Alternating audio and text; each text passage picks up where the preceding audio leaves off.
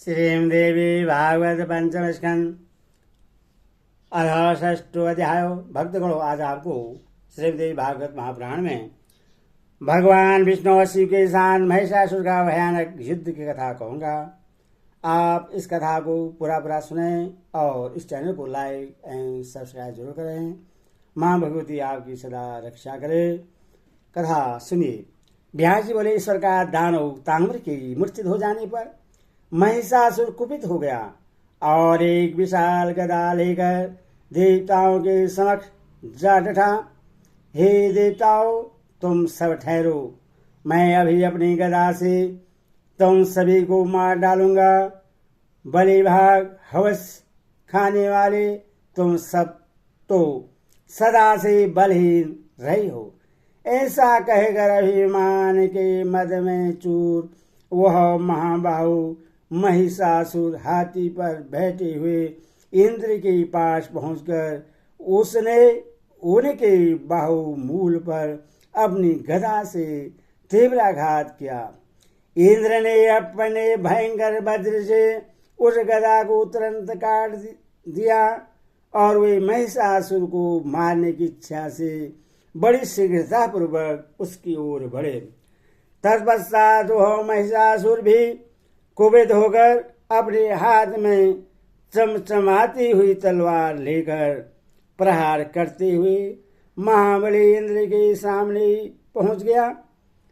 तब उन दोनों में नाना विधि आयुधों के द्वारा समस्त प्राणियों को भयभीत कर देने वाला तथा मुनि जनों को भी विस्मित कर देने वाला भीषण युद्ध छिड़ गया। तत्पश्चात दैत्य महिषासुर ने संपूर्ण जगत को नष्ट कर देने वाली तथा मुनियों को भी मोहित कर देने वाली मोहकारिणी सांबरी माया का तत्काल प्रयोग किया। उस माया के प्रभाव से महिषासुर के ही रूप वाले तथा उसी के समान पराक्रमी करोड़ों महिषासुर अनेक प्रकार के आयुध लेकर देव सेना का सहार करते हुए दिखाई पड़े। तब दैत्य महिषासुर द्वारा उत्पन्न की गई उस मोहकारी माया को देखकर इंद्र विस्मय में पड़ गए तथा भय से बहुत व्याकुल हो उठे। वरुण कुबेर यम अग्नि सूर्य तथा चंद्रमा भी भयभीत हो गए और सभी के मन में त्रास छा गया। सभी देवगण माया विमोहित होकर भाग खड़े हुए और वे सावधान होकर ब्रह्मा विष्णु तथा शिव का स्मरण करने लगे। स्मरण करते ही उनकी रक्षा की कामना से श्रेष्ठ आयुध धारण करके सुरश्रेष्ठ ब्रह्मा विष्णु तथा महेश अपने अपने वाहन हंस गरुड़ और वृक्ष पर आरूढ़ होकर वहां आ गए। मोहकारिणी उस आसुरी माया को देखकर भगवान विष्णु ने अपना तेजोमय सुदर्शन चक्र चला दिया, जिसके पर्जन्य तेज से वह माया समाप्त हो गई। तदनंतर सृष्टि पालन और संहार करने वाले उन देवताओं को देखकर उनसे युद्ध करने की इच्छा से वह महिषासुर परिघ लेकर उनकी ओर दौड़ा। इसके बाद महावीर महिषासुर, सेनाध्यक्ष त्रिशूल, उग्राशय, उग्रवीर, असिलोमा, त्रिनेत्र, भास्कर तथा अंधक, ये दानव एवं इनके अतिरिक्त अन्य बहुत से दानव युद्ध की अभिलाषा से निकल पड़े। वनकंठधारी, धनुष धारण करने वाले, रथारूढ़ तथा मधुमत दानवों ने सभी देवताओं को उसी प्रकार घेर लिया जिस प्रकार भेड़िए अत्यंत कोमल बछड़ों को घेर लेते हैं। तदनंतर एक दूसरे को मार डालने की इच्छा वाले वे मधुमत दानव तथा देवता बाण वृष्टि करने लगे। इसी बीच अंधकासुर ने भगवान विष्णु के समक्ष पहुंचकर शान पर चढ़ाए गए विष में दग्ध किए गए तथा कान तक खींचे गए अत्यंत शक्तिशाली 5 बाण छोड़े। शत्रुदमन भगवान विष्णु ने भी बड़ी तत्परता के साथ अपने तीव्रगामी बाणों से अंधकासुर के उन बाणों को दूर से काट डाला और फिर उसके ऊपर 5 बाण छोड़े। इस प्रकार विष्णु तथा अंधकासुर उन दोनों में बाण, तलवार, चक्र, मुसल, गदा, बर्छी और फर्शों से भीषण युद्ध होने लगा। इस प्रकार महेश्वर तथा अंधकासुर के बीच भीषण रोमांचकारी युद्ध निरंतर 50 दिनों तक होता रहा। उसी तरह इंद्र तथा भास्कर, महिषासुर तथा भगवान रुद्र, यमराज तथा त्रिनेत्र महाहनु तथा कुबेर एवं अश्लोमा तथा वरुण के बीच महाभीषण युद्ध हुआ। इसी बीच अंधकासुर ने अपनी गदा से भगवान विष्णु के वाहन गरुड़ पर प्रहार किया। गदा के प्रहार से घायल अंगों वाले गरुड़ लंबी लंबी सांस खींचते हुए स्थिर हो गए। तत्पश्चात देवाधिदेव विष्णु ने अपने दाहिने हाथ से सहलाकर महाबली गरुड़ को सांत्वना प्रदान करते हुए उन्हें स्वस्थचित किया। तब भगवान विष्णु ने अंध का संहार करने के विचार से अपना सांग धनुष खींचकर उसके ऊपर बहुत से बाण छोड़े।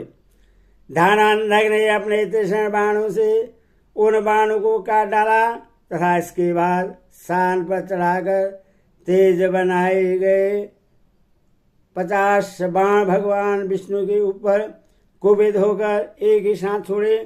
भगवान विष्णु ने भी उन उत्तम बाणों को तत्क्षण निष्फल करके अपना 1000 अरु वाला सुदर्शन चक्र अंधकासुर के ऊपर वेगपूर्वक चलाया। तब अंधकासुर ने भगवान विष्णु द्वारा छोड़े गए सुदर्शन चक्र को अपने चक्र से काफी दूर से ही विफल कर दिया। हे महाराज जन्मेजय, इसके बाद देवताओं को सम्मोहित करते हुए उसने भीषण गर्जना की। तत्पश्चात सांग धनुष धारण करने वाले भगवान विष्णु ने सुदर्शन चक्र को विफल हुआ देकर सभी देवता शोकाकुल उठे और दानवगण हर्षित हो गए। तब भगवान विष्णु भी देवताओं को चिंतामग्न देखकर अपनी कोमिंद की गदा लेकर दानव अंधक पर झपट पड़े। श्रीहरि ने बड़े वेग से उस मायावी के मस्तक पर गदा से प्रहार किया। वह दैत्य गदा के प्रहार से पूर्ण रूप से मूर्छित होकर पृथ्वी पर गिर पड़े। इस प्रकार गिरा हुआ देखकर महिषासुर अत्यंत क्रोधित हो उठा और अपनी ओर गर्जना से भयभीत करता हुआ भगवान विष्णु के सामने आ गया। भगवान विष्णु ने भी उस महिषासुर को कुपित होकर अपने समक्ष आया देकर देवताओं को आनंदित करते हुए अपने धनुष की प्रतिक्रिया से भयानक टक्कर उत्पन्न की। तर्वसा भगवान विष्णु महिषासुर के ऊपर शीघ्रतापूर्वक बाणों की बौछार करने लगे। उसने भी अपने बाण समूह से उन आते हुए बाणों को आकाश में ही काट डाला। हे राजन, इस प्रकार उन दोनों में परस्पर अति भीषण युद्ध हुआ। भगवान विष्णु ने गदा से महिषासुर के मस्तक पर प्रहार किया। मस्तक पर उसे गदा के आघात से मूर्छित होकर वह पृथ्वी पर गिर पड़ा। यह देखकर उसकी सेना में अति भीषण हाहाकार मच गया। कुछ ही क्षणों में अपनी वेदना को भूलकर वह दैत्य फिर उठकर खड़ा हो गया। उसने तत्काल एक परिघ लेकर मधुसूदन श्री विष्णु के सिर पर प्रहार किया। उस परिघ के प्रहार से आहत होकर भगवान विष्णु मूर्छा को प्राप्त हो गए। तब गरुड़ मूर्छा को प्राप्त उन भगवान विष्णु को युद्ध स्थल से लेकर बाहर चले गए। इस प्रकार जगतपति विष्णु के समरांग से लौट जाने पर इंद्र आदि प्रधान देवता भयभीत हो गए और दुख से पीड़ित होकर युद्ध भूमि में चीखने चिल्लाने लगे।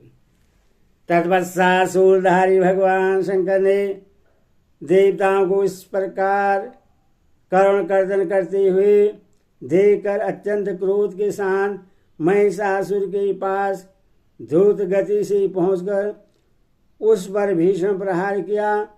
उस समय उस महिषासुर ने भी भगवान शंकर के वह स्थल पर अपने शक्ति बर्छी से तेज प्रहार किया और उनके त्रिशूल प्रहार को विफल करके उस दुष्टतमा ने बड़ी तेज गर्जना की। वह स्थल वश पर प्रहार होने पर भी भगवान शंकर को कोई पीड़ा नहीं हुई और क्रोध से आंख लाल करके उन्होंने उस पर अपना त्रिशूल से प्रहार किया। इसे वे दुष्टात्मा महिषासुर के साथ भगवान शंकर को इस प्रकार युद्ध देकर प्रहार जनित मूर्छा का त्याग करके वहां भगवान विष्णु आ गए। उस समय युद्ध के लिए उस महापराक्रमी विष्णु तथा शिव को श्रेष्ठ सुदर्शन चक्र तथा त्रिशूल धारण करके लड़ने के लिए अपने समक्ष उपस्थित हो गए।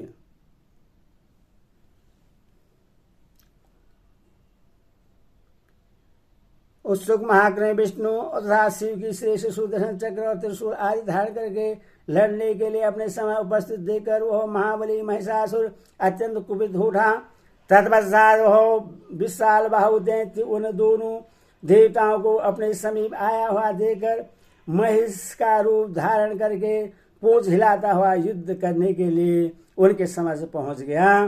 देवताओं को आतंकित करते हुए उस विशालकाय तथा भगवान महिषासुर ने तथा भयावह महिषासुर ने अपने सिंह फटकारते हुए मेघ की भांति भीषण गर्जना की तथा वह अपने सींगों से पर्वतों की बड़ी बड़ी चट्टानें उखाड़ उखाड़ कर फेंकने लगा।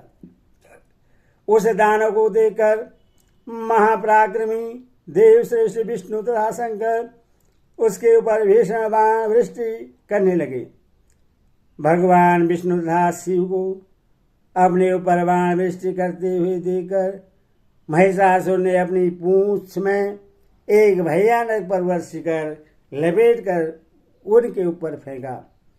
उस पर्वत शिखर को आते देखकर भगवान विष्णु ने अपने बाणों से उसके सैकड़ों टुकड़े कर दिए और फिर सुदर्शन चक्र से उसके ऊपर शीघ्रता से प्रहार किया। भगवान विष्णु के चक्र से आहत होकर वह दैत्यराज महिषासुर युद्ध में मूर्छित हो गया, किंतु थोड़ी देर में वह मनुष्य का शरीर धारण करके उठ खड़ा हुआ। पर्वत के समान शरीर वाला वह महाभयानक दैत्य हाथ में गदा धारण कर देवताओं को भयभीत करता हुआ मेघ के समान जोर जोर से गरजने लगा। उस नाद को सुनकर भगवान विष्णु ने तीव्रतर ध्वनि उत्पन्न करने के लिए बड़ी तेजी से अपनी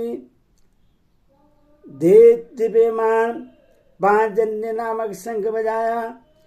शंख की उस ध्वनि से समस्त दानव भयभीत हो गए तथा तपोधन ऋषि रण तथा देवता आनंदमग्न हो गए। इति श्रीमद् भागवत महापुराण षष्ठादशसहितानां पंचम स्कंदे महिषासुरेन्द्रादिदेव सह युद्धवर्णाम षष्ठोऽध्यायो। हरि ओम तत्सत्।